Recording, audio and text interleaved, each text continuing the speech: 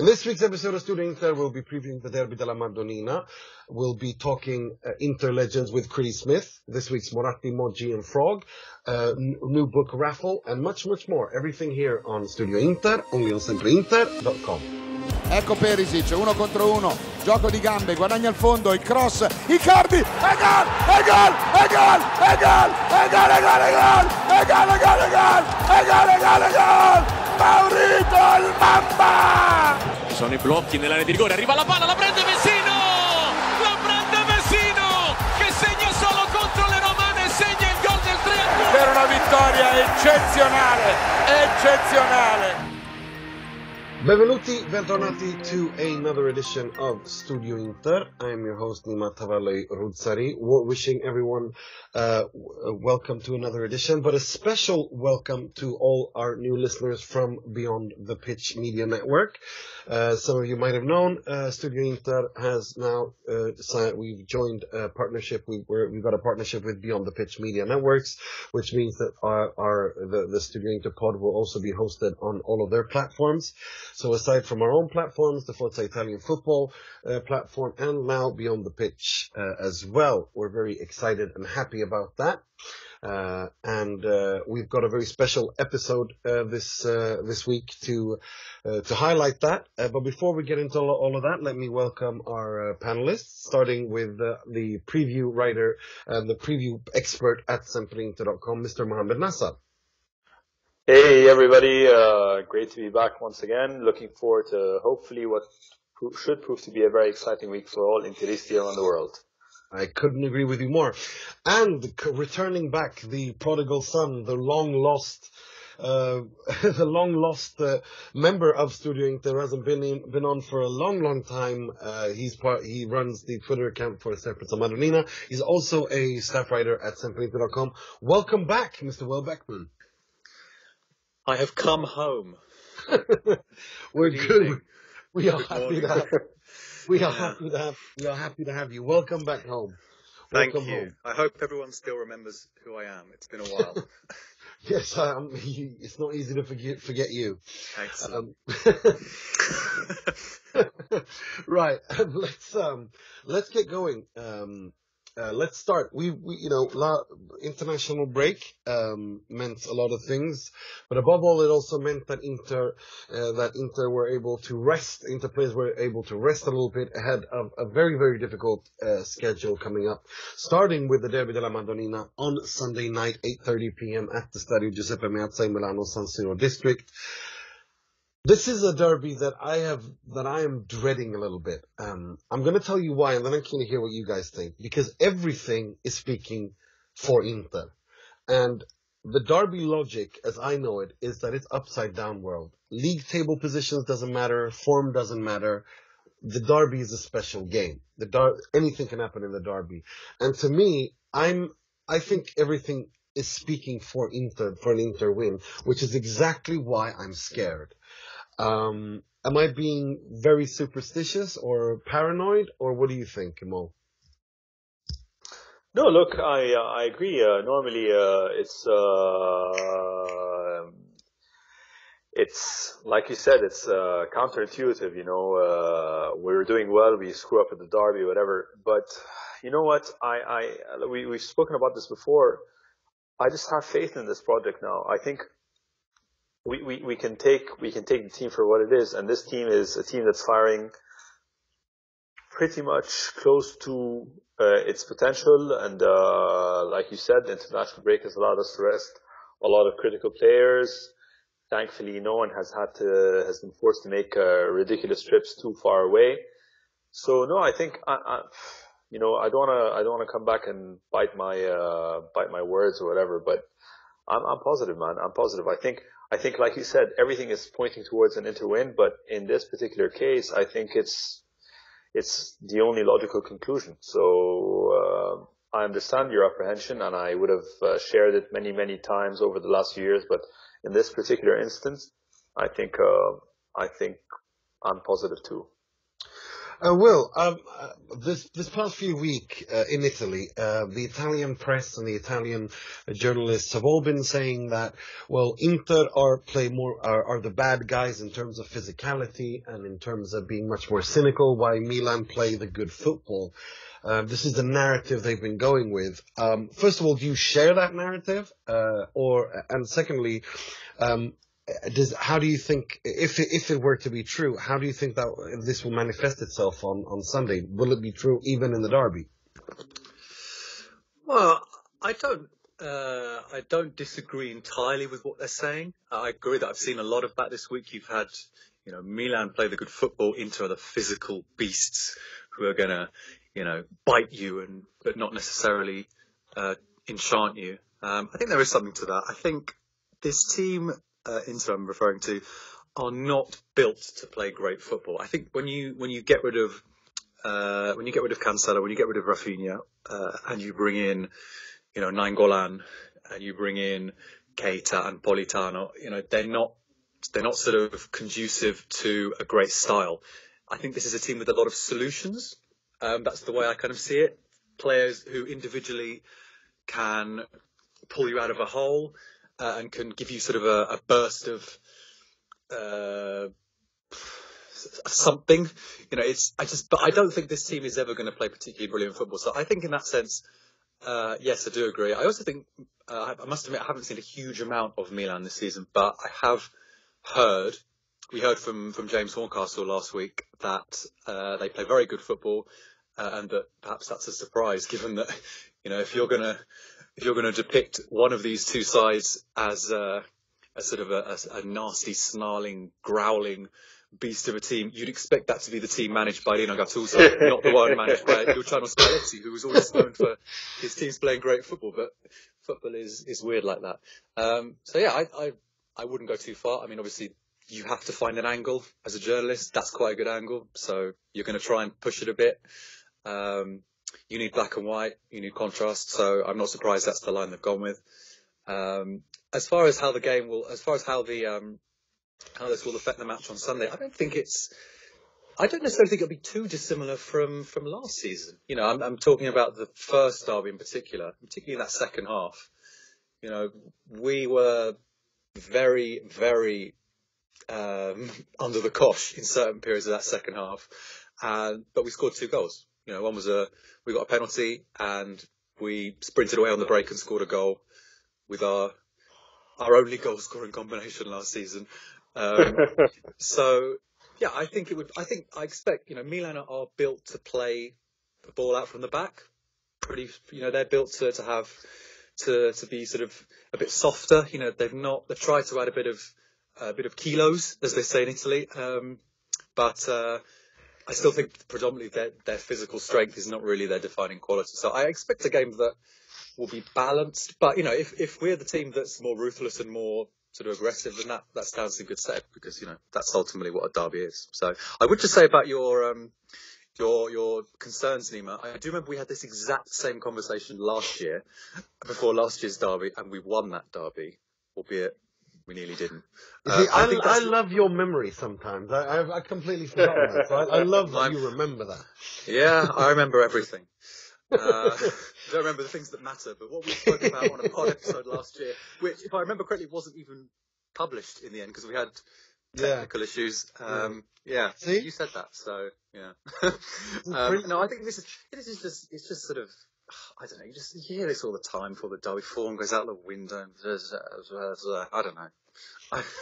I don't really. Too convinced. No, because you hear that it's the same every time. It's the same in every derby. It's kind of like, it's because fans are nervous. They want their team to win. So, prepackaged excuse. If we had a sort of a more neutral guest on, that was saying that, I would maybe, consider it. But I feel the same way. But I couldn't give you a logical kind of reason for it. Just sort of. Let me explain what I mean, because first of all, it's the reason because Milan, Gonzalo Higuain is a very good goal scorer, and he doesn't need. This is the best striker Milan have had since Ibrahimovic. No one comes close, and he looks to be enjoying life together with Suso. Suso, we know, can torment Inter. And Higuain has a good record against Inter. So this is, and they've also, Milan, okay, they struggled a little bit in the beginning, but they're looking really, really good. And if they can somehow play themselves around and through Inter's high and first pressure, I think they can really, really, really hurt Inter. And that's kind of what I mean. But on the other hand, Inter have been producing results. They haven't played really well, really at any point this season so far. But Inter managed to win 6 in a row. So therefore, I think that therefore, like with all logic should point to the fact that Inter should win, because it's a sign of strength that you win even though you're not playing well. Whilst Milan have struggled a little bit, and now they're sort of slowly coming into form, and they've won matches by playing well. They've scored quite a bit of goals. They have a striker who was a well-established goal scorer, and so it's kind of that kind of side that kind of gets me that this isn't the usual fans being scared kind of thing. This for me is more the issue of this is more an issue of actual genuine concern that I think some people, I know that Spalletti isn't one of those people, but I do feel that some in the Inter camp, especially fans, might be underestimating Milan. And I think that would be a mistake. I think that would be a huge mistake. I would say that I don't think this is, I don't know who you've been speaking to, but I haven't got the sense that Inter are the team that's expected to win. I think this is going to be a really close one to call, and I think that's where you would have to distinguish it from last year's derby, because when we came back from the October international break last season, Montella was a disaster. He was on the verge of being sacked. Milan's players had to produce a reaction to stay alive and revive their season. That kind of game I was scared by. I just think this is a game between two teams who are in a fairly similar situation. The fact that we're the home team puts a bit of pressure on us, but I don't think there's a favourite in this match. I think they're two teams that are fairly. We've just said that they play differently, but they're kind of at the same point in their kind of development. They both had a difficult period. Inter's very difficult at the start of the season, and then Milan's after the last international break. But they are both on the way up, and I think a win here would kind of mean the same for both teams. It would be the definitive. The only word I can think of is consecration, because that's the word they use in Italian. But kind of the rubber stamping that they're on the right path. We're a bit further ahead because we've won 6 and Milan have won 3. But I think Milan are very dangerous. Higuain. The fact that they've got Higuain, that's why I think you can't really paint Milan as the underdogs here. They have problems, but I think Inter can get at their defence. I think Higuain could definitely score against Inter. He's done it in the past.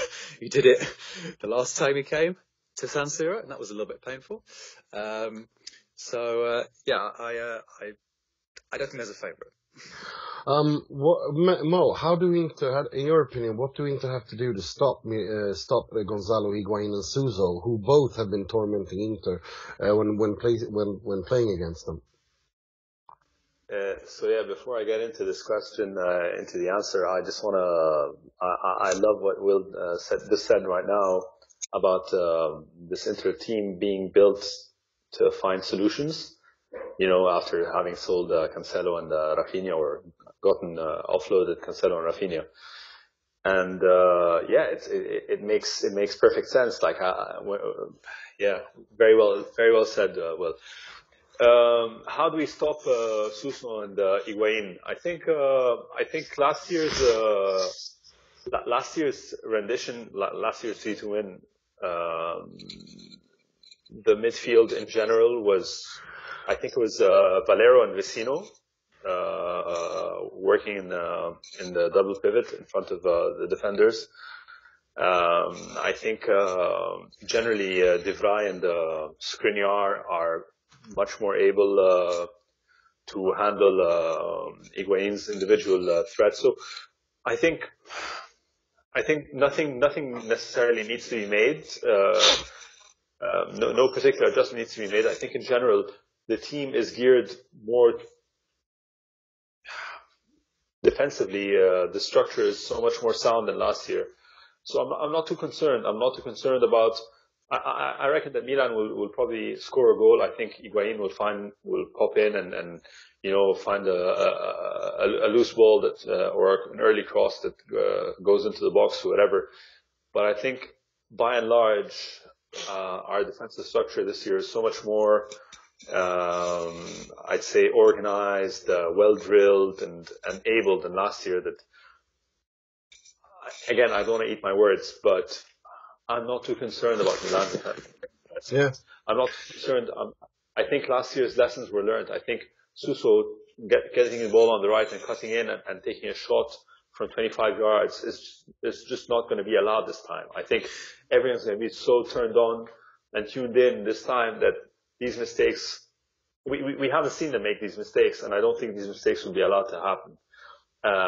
So I think that an individual moment of brilliance from Higuain should be expected, and maybe that's why we shouldn't expect this game to end, with a clean sheet for Inter. But I think overall the Milan attacking threats should be well dealt with by Spalletti and Skriniar, De Vrij, and the rest of the gang.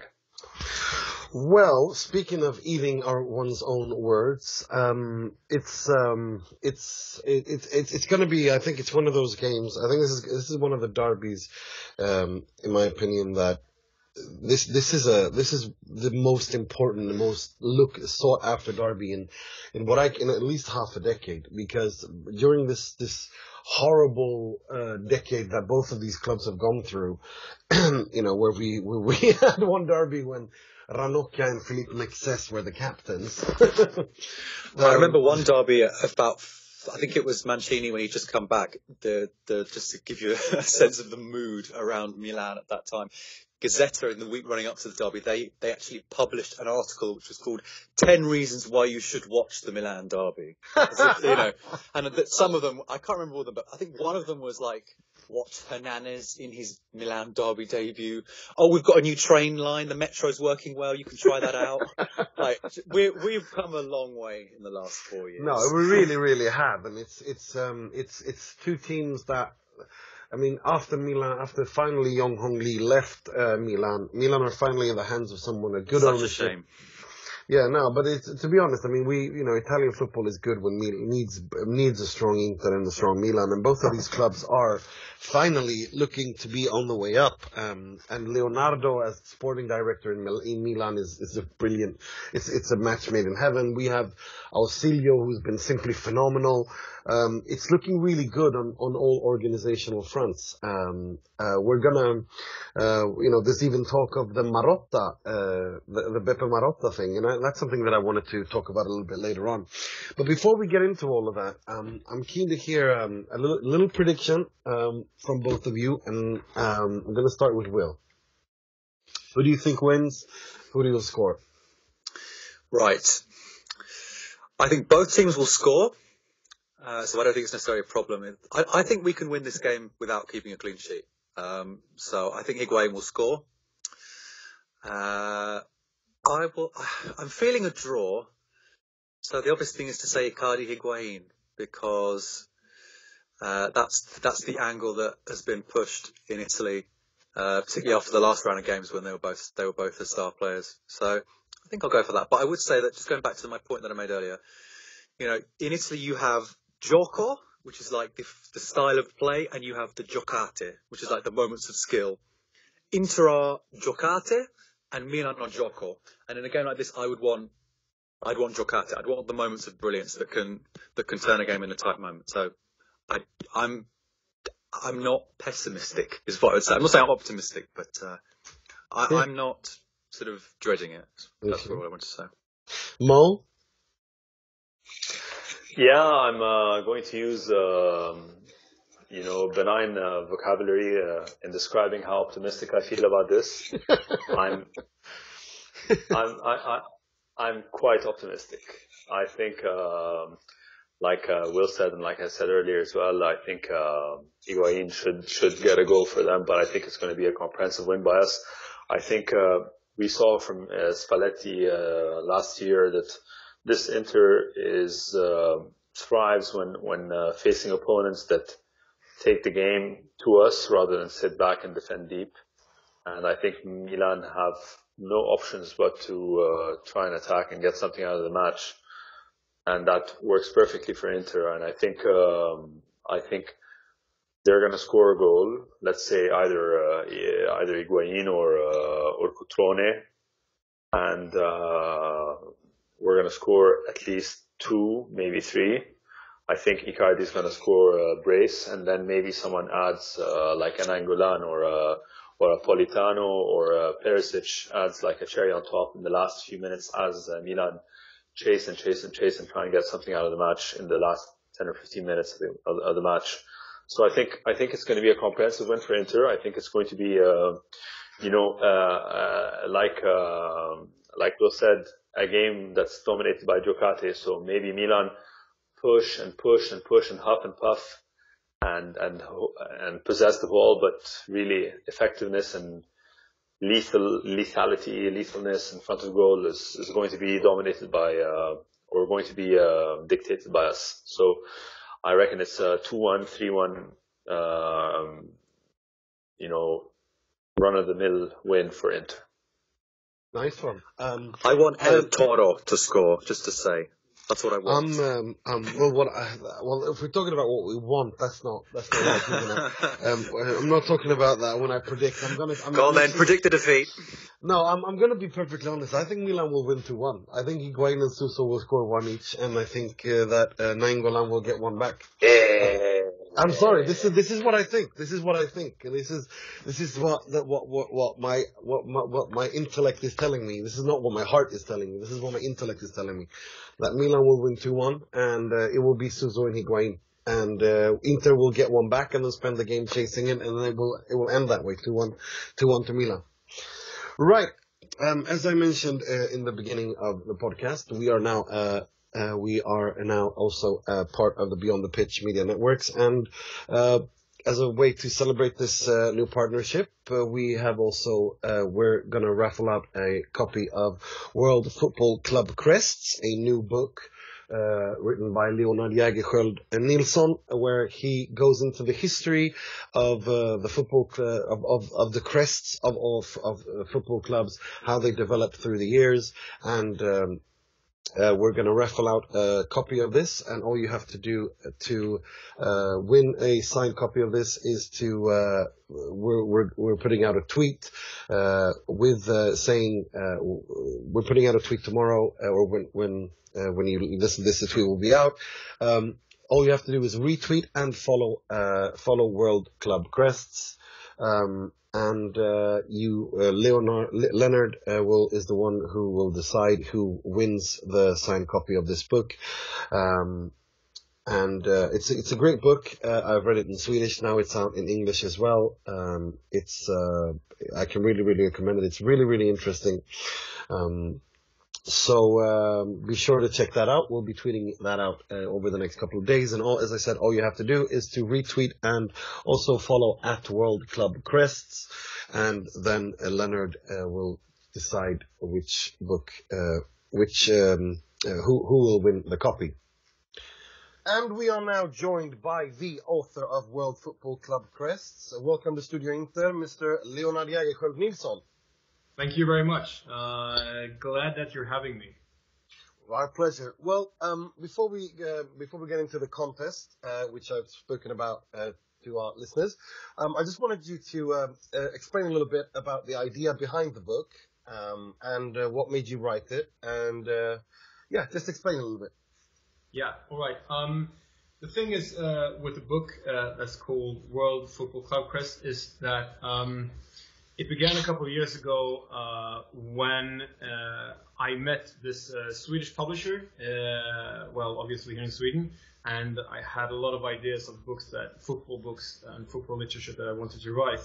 And he didn't really like any of my ideas. I had like 10 of them, and it was just stupid ideas really. And I noticed in the meeting with him, I noticed that he didn't buy into the ideas that I had, so I just went with my true passion that I thought that no one in the world shared with me, And that was the idea of writing a book about the history of football symbolism and the history of football crests and badges and emblems, really. And he really liked that idea, so that's where it all began. And to talk about the book more specifically, it was published in Sweden in 2016, and now it's being published in English all over the world, really. And the idea is to, if you buy the book, or if you read the book, or if you borrow the book from the library, or whatever, if you read the book, you'll get an overview of the biggest and most interesting football clubs all over the world. It's and of their crests and the evolution of the crests. What does a badge mean, and how did it came, and how was it created, and how will it look in the future? Because when I was, when I was a kid, and when I loved football as I do now, I always wondered, what does the crown on Real Madrid's crest mean, and why does why do Palermo have an eagle on their badge, and why does Valencia have a bat at the top of their crest? And those are questions I'm trying to answer in this book, really. So if you're interested in football and symbolism and history and well, just football in general, I think this might be a book for you. And that was a very long answer to your question. We like long answers. But if we go into like a little bit more content, because this is Derby week in Milan, Inter are going to play against AC Milan on Sunday night. So I thought if you could give us a little brief history of Inter's and Milan's development of their club crest, starting with Inter. Starting with Inter. Can I go the other way around, really? Go for it. Start with Milan. Yeah, I'll start with Milan. The thing is, Milan, I don't know, it will be much easier for all the listeners if you have the crest in front of you now, because if you don't, it's going to be pretty hard for you to envision what I'm talking about, really. So I'll give you like 2 seconds to get the crest in front of you, AC Milan. All right, now I've got 2 seconds. And as you can see to the right of the Milan crest, there's a red cross at the right of the badge. And many people with English heritage, or many English people, would probably guess that this is the cross of St. George. And, well, it isn't really. Even though Milan was created by English people in Milan, it's the cross of St.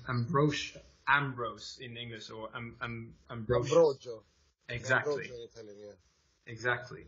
And that's that's a very famous symbol and a famous and religious cross in Milan, and it's the, what do you call it in English? It's the patron saint of the city. Yes, exactly.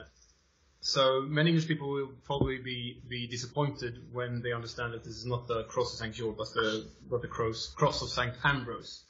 And for the first, during the first 45 years of the club, they only used the cross of St. Ambrose as a badge or as a crest to symbolize the club. And that's when you study football crests and football badges, you understand very quickly that in the beginning, many clubs, almost all of them, use regional and local symbols, as in this case with AC Milan.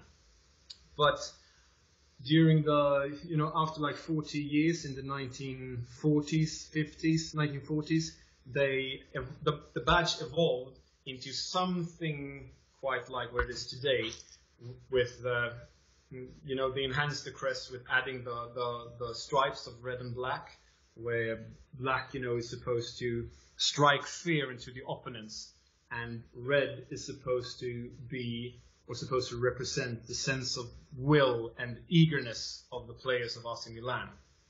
And during the years, as in many clubs, almost all of them, not every club, but very many of them, the crest of Milan has evolved, and it took a very big leap when Silvio Berlusconi bought the club in the 80s, because then he actually created the crest that you can see today, or not him specifically, but under his reign. He created the crest of today. But the interesting story of AC Milan is that they have actually had a crest depicting their nickname. They are, as you may know, called Il Diavolo, or the Devil, and they have actually had a crest during the 80s. Just before Berlusconi bought the club, really, in 86, they had a red devil as a crest along with the star, and the star symbolized, of course, that they had won the Scudetto at least 10 times. So that's basically the story of Milan. And when they, I can add that when they celebrated 100 years or a centenary as a club, they actually brought back the St. Ambrose crest to wear that on the shirt specifically, and that was in 1999. But I think the fun part here is that they actually used the devil as their crest for 6 years. And if I shall continue to Inter, I guess I don't have to teach you about the club's history.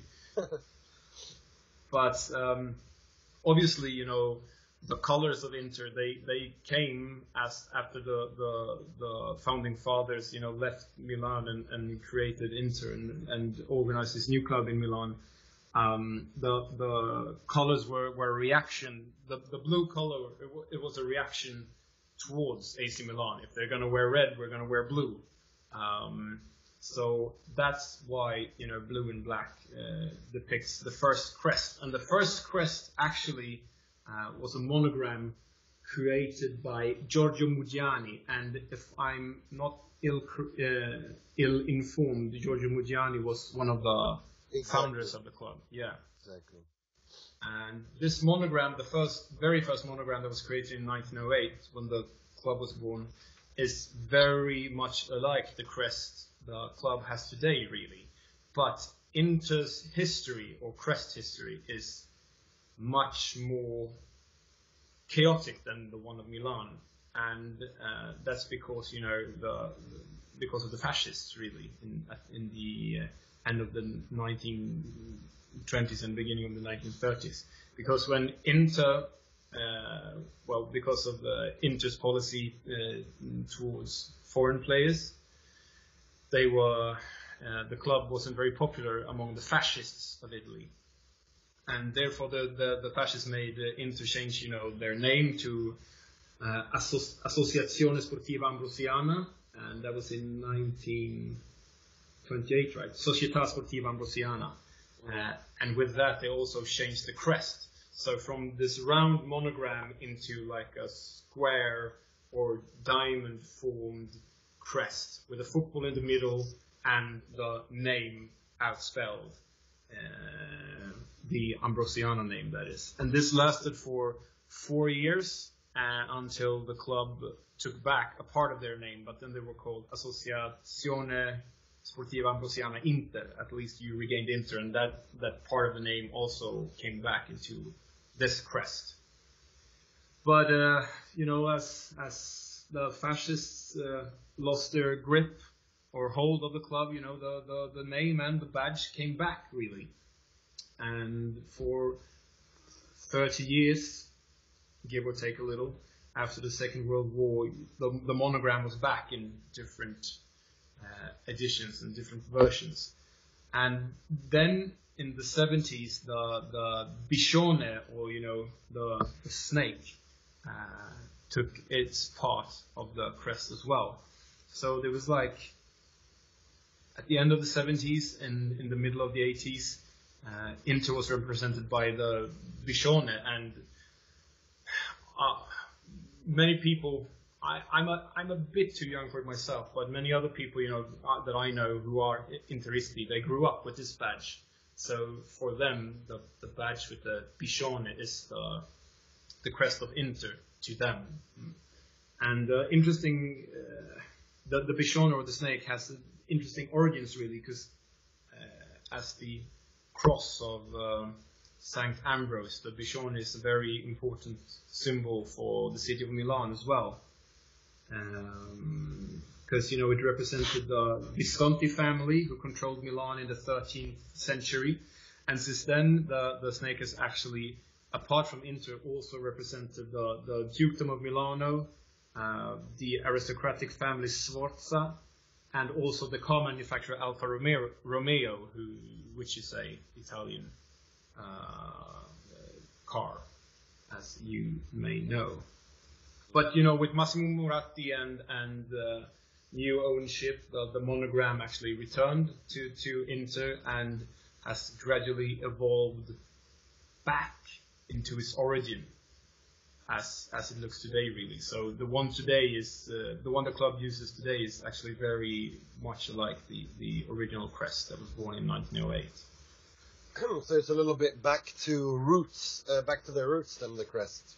Yeah, exactly. And this is a very popular thing to do among football supporters and football fans, because when football clubs change their crest or present a new badge, it often ends with protests from the supporters and fans, like in the case of Juventus or the case of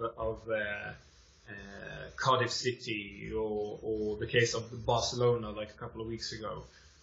But when you go back to your roots, as in the case of West Ham or Manchester City or Inter, it's a popular choice, because the fans love their roots. They love their local and regional symbolism and their history. So this is, according to me, a very smart thing to do if you're a club that wants to change your crest into something else. That's great.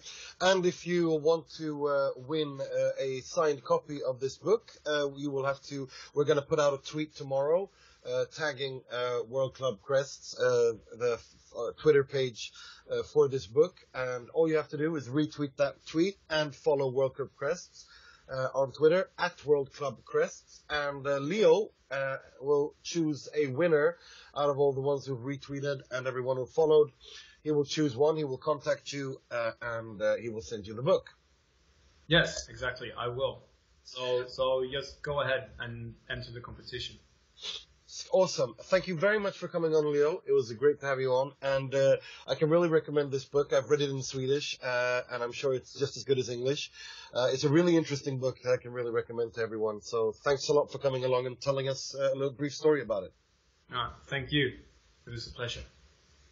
Right, a big thank you there to Leonard Jägerskiöld for his brief explanation of the development and history of of AC Milan and Inter club crests through the years, where they come from, etc. Be sure to check that competition and his book out when you get a chance. Now it's time for another new segment here on Studio Inter. As many of you who follow the site daily will know, for the past couple of weeks we've had a series of articles called Inter Legends, where we've highlighted one of the glorious players through our glorious history in the past, and we are now joined by the author of one of these weekly pieces, who from this week and moving on every week will discuss briefly one of these legends, and we'll discuss it here as well. So now it's time for Inter Legends with Mr. Critty Smith. Non è un personaggio che può essere sostituito, perché era un personaggio assolutamente unico. Il fatto che abbia sempre pensato e avuto nel cuore due colori, il nero e l'azzurro. Right, Christopher, welcome to Studio Inter. Which Inter legend have you decided to kick off this series off with this week? So today we're going to talk a little bit about Christian Vieri. Okay, Vieri, that's a controversial choice. Yeah, well, he's controversial because his time at Inter is a very interesting one indeed. The fact that he had obviously a very, very tumultuous time in Inter history. He came in between some strikers we all very well know as Ronaldo and Zlatan Ibrahimovic. He was kind of slotted in between those. And he's he's attributed to a many Inter goals, but was never able to really reach the top with Inter. So the closest he got, of course, was 2001, 2002. Third place, although they did finish in second place the year after, he was in first place with Inter with one match day left, and they lost 4-2 to Lazio on the final match day, which ended up dropping them from first place into third. Good enough for Champions League. He's a guy who obviously won Coppa Cannonieri. He did that in 02-03. It's also the furthest they advanced into the Champions League against rivals Milan. They advanced to the semifinals of the Champions League. He got injured though, and unfortunately, they were able to capitalize with him being absent, and were unable to defeat their hated rivals from across the town. So, it's also a time in Inter where, not many titles were won. In fact, he didn't win anything until his final season, which was a Coppa Italia, which, it's kind of a consolation prize when you think about it. They were trying to get to the Scudetto, which they hadn't won at that point since 1989. Unfortunately for him, after leading the team in goals scored for 5 consecutive seasons, it was finally Adriano who unseated him from that in his final season. Then Inter goes on to win 5 consecutive Scudetti. So, he basically got out at the exact wrong time. But the question is, how important was he to Inter's success? Where would the team have been without Vieri in the mix if he had not been this pivotal figure in their attacking lineup? At the time when he came over in 1999, he was actually the most expensive player in the world. So that was, is something to say for that time. By today's monetary figures, very small amount of money. But back then, it was in the 30 millions of euros. So he was quite expensive when he came over to the San Siro. Also, if you look at his final stats in the league, he made 143 appearances, scored 103 goals. And, was Pele for the FIFA centenary, he was named one of the 125 greatest living footballers in the world. So Vieri has, as an individual, solely if you go by statistics and what he accomplished as a footballer, quite impressive numbers. But he was unable to really take Inter to the next level. He was unable to get that Scudetto. He was unable to have the sustained success in the Champions League. Had the one great season in 02-03, but unlike the Grande Inter days or the days of Jose Mourinho, he was just unable to get the job done. So that's why he's a controversial figure. He has the numbers definitely to become an Inter legend, but where does he fit with the club? How is he remembered by the supporters of the club? And so that's what we wanted to talk about today. Well, Mo, you raised a voice, a dissenting voice when you heard that we had Christian Vieri, so I'm going to hand it over to you. Yeah, look, I was a big Bobo fan when he played for Inter. It's what happened afterwards that left a bit of a bitter taste in my mouth. And look, I enjoy his silly Instagram posts as much as the next guy. The Bobo dance or the stupid cap dance that he has now, the Niki dance or the Nick dance. So look, it's not like he's like a persona non grata amongst Interisti, but the whole Calciopoli, Moratti was bugging my phone, this or that, and then he moves and plays for Milan. He's always been a bit of a firecracker, and as much as we love Inter, as much as we are impassioned for by this club and we support the jersey, it's always a bit hurtful when a player who you think gave his all for the club turns around after they leave and sticks a proverbial knife in your back, and that's kind of how it felt with Vieri after he left, especially with the whole Calciopoli thing. Like Inter had been fighting almost the entire peninsula. Yeah. Counter allegations of we're the only clean club. We're the only clean club. And this guy comes out and says, no, Moratti bugged my phone, and Moratti did this, and Moratti did that, and then he goes and plays for Milan. That's the thing. For me, the thing that really leaves a bad taste in my mouth with him is the fact that he was given a free transfer by Inter because he said he wanted to leave. It was time to leave. You know, he was getting on a bit. His contract was, you know, they didn't want to renew it.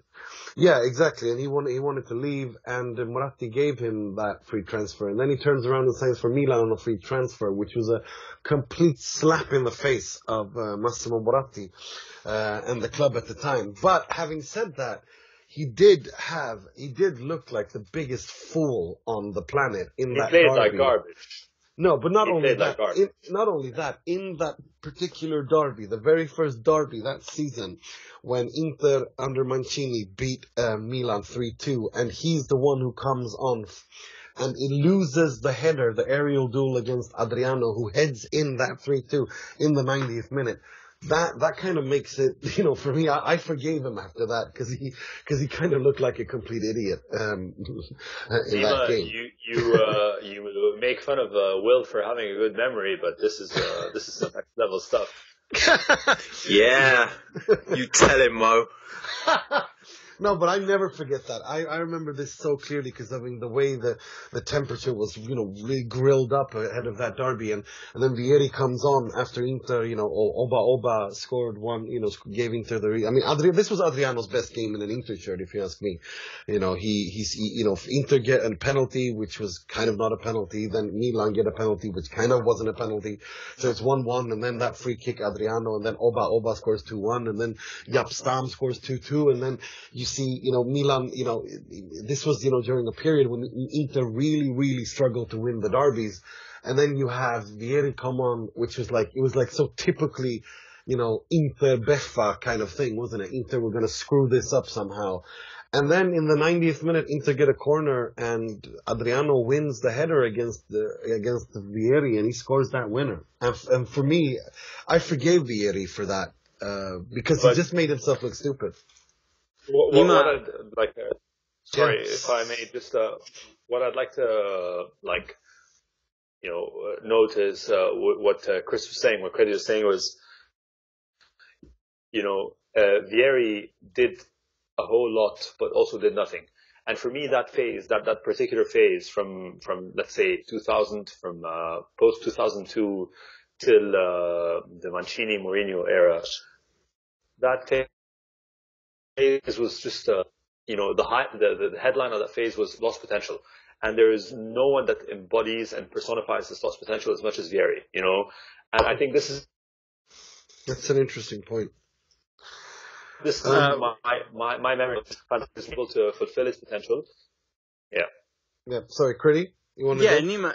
Yeah, it's funny. You and I talked about this earlier this week when we were discussing about who would be coming on as the main topic. And when I looked at some of the comments on that particular article, he's a very polarizing figure, because I had a few comments saying, you know, I grew up Interisti in the early 2000s. Vieri is my guy. You know, when I think of Inter, I think of him. And I mean, if you're coming up as an 8-9-year-old child and now you're in your 20s or whatnot, then maybe you kind of identify him as that was the time when you started following the Nerazzurri, and he was the main figurehead. But you know, for fans that, especially that came from the Lothar Matthäus days that have gone way back, you know, they don't really for those types of supporters, I found a lot of backlash, you know, in the sense of, yeah, he really wasn't that special, scored a lot of goals, but you know, didn't really do much in that fact. But you and I talked about this, and this is an interesting debate. If you end stuff sort of in the 2005-2006 season, it's before he goes to AC Milan. So we're talking his, you know, the 04-05 season being his last with the Nerazzurri. What is he? We were talking about his comparisons to Mauro Icardi right now. And meaning, you know, has he won a Coppa Cardinale? Yes, he has. He has scored a lot of goals for Inter. He had, but he's done nothing in terms of, you know, Coppa Italia, Scudetto, you know, anything like that. It's a lot of individual brilliance, but not followed up with a lot of, you know, team success. And, obviously Icardi's also had some controversial things regarding Wanda, regarding his book that he released a couple of years ago. He's had the incident with the Curva. So it's kind of, you and I talked about this, and it's such an interesting thing to compare the two because they are a little bit controversial. Maybe at this point, Vieri a little bit more. Icardi seems to have endeared himself to the supporters a little bit more at this point and redeemed himself. But they're both very prolific number 9s. They both scored a lot of goals, have scored a lot of goals. Icardi continues to do so, but yet there's a lot missing on the other end of that. Well, may I jump in here and just say something? Go for it. Icardi overachieved in an underachieving side, while Vieri underachieved in an overachieving side. They're the complete opposites. They're the complete opposite. Vieri had come into the side that was completely bankrolled by Moratti and had the world as their oyster. The ambition was set at nothing but the Scudetto and the Champions League, and this was what they were gunning for, and they failed. Icardi is the only bright light in the bleakest of bleak periods that we have lived through, and he has been the only guy, despite, against all odds, despite all circumstances being against this guy, playing with a bunch of, clowns for many of the last 6 years, this guy was able to reach Capocannonieri joint with Toni and joint with Immobile. So I think, while the headlines can read the same in the sense that, prolific strikers who have done little to bring silverware to their sides, the circumstances could not be more different. One guy in Vieri had everything given to him in terms of a supporting 10 other players on the pitch, while this other guy, Icardi, has had no one and yet remained and continued to remain the bandiera of the club. And, so I understand what you're saying here, but I think Icardi for me, as an old schooler, Lothar Matthäus, cynical Interista for close to 4 decades now,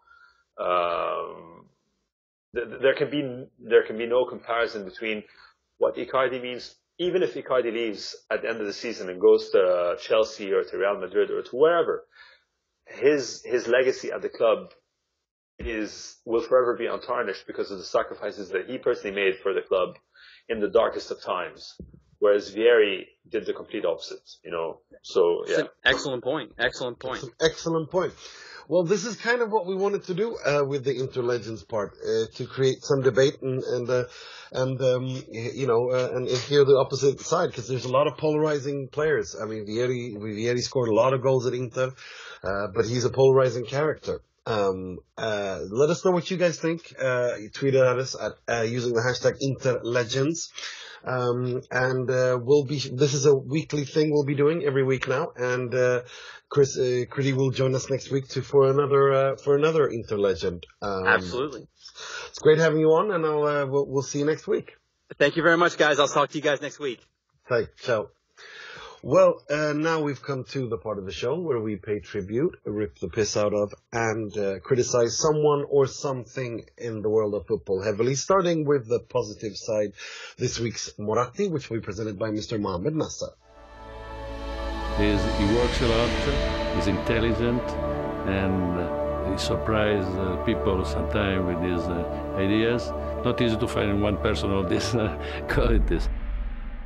Hey guys, so it's quite difficult to find positivity in international break week because there's really nothing interesting going on. But the only relevant piece of positivity I could find for Intervisti is Icardi's Instagram, where during the Argentinian international break in Saudi Arabia, they played in Riyadh and Jeddah, and almost all social outings, there's a picture, of the whole team sitting down, and it's always Icardi sat next to Lautaro. Icardi and Lautaro. And it seems like these two guys are just getting on, and, we all know all the interviews that Lautaro made at the beginning of the season talking about how Icardi was his mentor, and he took him in and showed him the ropes, and And it's just so nice to see these two guys hanging out in a setting that is different from, from Appiano, from the Nerazzurri shirts, from training, and they still get along. And it's nice to see, like, these are my dudes, my dudes together. And so that's my a bit of a silly Moratti, but it's my Moratti of the week. Nice one. Yeah, right, let's move on to slightly more comical aspect of life. This week's Frog, which will be presented by Mr. Will Beckman. È clamoroso! Autogol di Ranocchia! Yes, the Frog making my Frogs making a triumphant return after their hiatus. This one is not actually... it's not actually football related, but it is sport related, and it's too good not to talk about. It comes from the world of rugby, which is a sport that I haven't always followed with incredible attention, but I did come across something which was just, it was almost as if he'd done it because he knew I needed a frog for this week. It's just perfect frogness. If we think back to why this particular word was invented. So it's Freddie Burns, who is a rugby player who plays for Bath. He was playing in what I think is essentially rugby union's equivalent of the Champions League against Toulouse. This was their first to the opening match of the tournament in their group. It was very close. There was 5 minutes left. Bath needed a try to win, and he was about to score it. He was delighted with himself. He ran through. He was smiling. He started celebrating. And then one of the opposing players sort of ran from behind and knocked the ball out of his hands. And he fell flat on his face, and not only in a literal sense, because Bath lost the game by 2 points as a result. And he was forced into the mealiest, most unconvincing of apologies on social media. And now he looks like a complete fool. And he is the frog to end all frogs this week. So if you haven't seen it, just search Freddie Burns on Twitter, Freddie with the IE, and the video will be there. It's very, very awkward. And the best thing is he got substituted straight afterwards, so there was no soft touch from his coach. That's very, very funny. I love when people... Oh, that's hilarious. That's a good frog. Right, let's move on to slightly negative things. This week's Moji, which I will be presenting myself.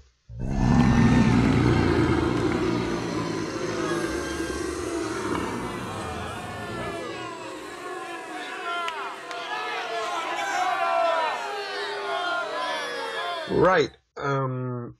This week, when the Serie A reopens, Juventus Curva, the Curva Sur, where their hardcore fans will stand, will be banned, and it will be instead. The reason for that is because of the racist chants that they chanted against Napoli, as well as the territorial discrimination insults that were chanted during the Napoli game before the international break, which is an utter disgrace. The racism just doesn't belong in football, and it was all of it directed at Koulibaly, who won the game for Napoli last season.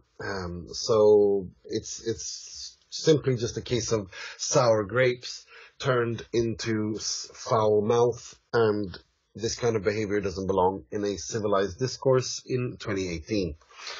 So that's why Juventus Curva are this week's Moji. Right, that's all we have time for this week. I'd like to thank Leonard Jägerskiöld Nilsson. I'd like to thank Critty Smith, and I'd also like to thank you, Mo. Thank you. At Nassar on Twitter, and at Will_Beckman, I think it is.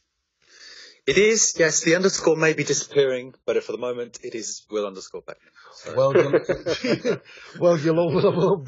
that'll be the cliff. That'll be the cliffhanger for this week. if Will has changed it. Find out next week. Come back next week to find out if I have changed my social media handle. Exactly. Probably never tweets. Yes. Which, that's the cliffhanger. We'll all have to see if the underscore, will the underscore survive this week's Derby Della Madonnina. We'll know, and we'll also be discussing. It'll be forced underground. Depends on the result. There's a lot of riding this Sunday. Right. Thank you for. That's all right. Thank you for. Well, I don't know. Thank you for having me back. Thank you for welcoming me back to your podcast. Welcome back. Great to have you back. And as always, my name is Nima wishing you a good week, 3 points, a derby win, and sempre e solo Forza Inter.